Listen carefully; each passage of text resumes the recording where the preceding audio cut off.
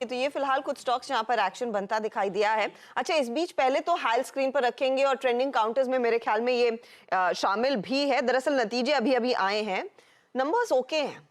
मुनाफा फ्लैट 1% का इजाफा, इनकम में 9.5% तक की वृद्धि और मार्जिन थोड़े से घटे हैं, 22% से घटकर करीब 10 बेसिस पॉइंट की गिरावट। तो ठीक ही नंबर्स, कुछ ज्यादा आतिशबाजी नहीं है। और इसके सामने अगर आप मजगांव डॉक याद होगा, बहुत ही बम्पर परफॉर्मेंस था, बीएमएल का अच्छा परफॉर्मेंस था, लेकिन हाल के केस में वैसी स्थिति नहीं है। चलिए फटाफट से ट्रेंडिंग काउंटर्स पर आते हैं। वो स्टॉक्स जहां पर आज अच्छा खासा एक्शन, अच्छी तेजी देखने को मिल रही है, उनके साथ शुरुआत करेंगे, क्योंकि निचले लेवल से बाजार भी रिकवरी मूड में आता दिखाई दे रहा है। तो एनटीपीसी 1.5% ऊपर, ओएनजीसी के नंबर्स का इंतजार, यहां पर 1.5% की तेजी और पावर ग्रिड में 0.5% का इजाफा है। सीपीएसई इंडेक्स में दरअसल आज आउट परफॉर्मेंस है, सरकारी कंपनियों का जोर देखने को मिला है।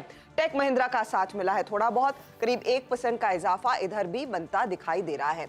अब आइए आप कुछ और काउंटर्स पे जहां पर एक्शन बनता दिखाई दिया है, तो एमसीएक्स में एक पुल बैक ट्रेड है, जैसे हम हेडलाइन में भी क्लैरिफाई कर रहे थे, 60% की तेजी। कल परसों आपको याद होगा, कल ही इनफैक्ट हम बात कर रहे थे एनएमडीसी की, आज फिर चमका है। वेदांत के शेयर में भी करीब 3.5% का इजाफा। औरोबिंदो फार्मास बहुत ही बढ़िया नंबर्स रहे और 3% ऊपर वो स्टॉक ट्रेड करता हुआ। मुनाफा वसूली कहाँ है? हीरो मोटोकॉर्प आज 2% नीचे।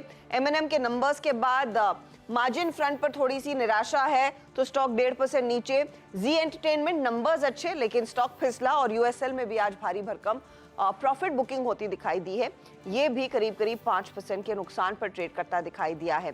तो ये फिलहाल वो कुछ स्टॉक्स हैं जहां पर तेजी और मंदी के सौदे आज बैठते हुए दिखाई दिए हैं। अब ऐसे में आपकी रणनीति क्या हो और किन स्टॉक्स पर आप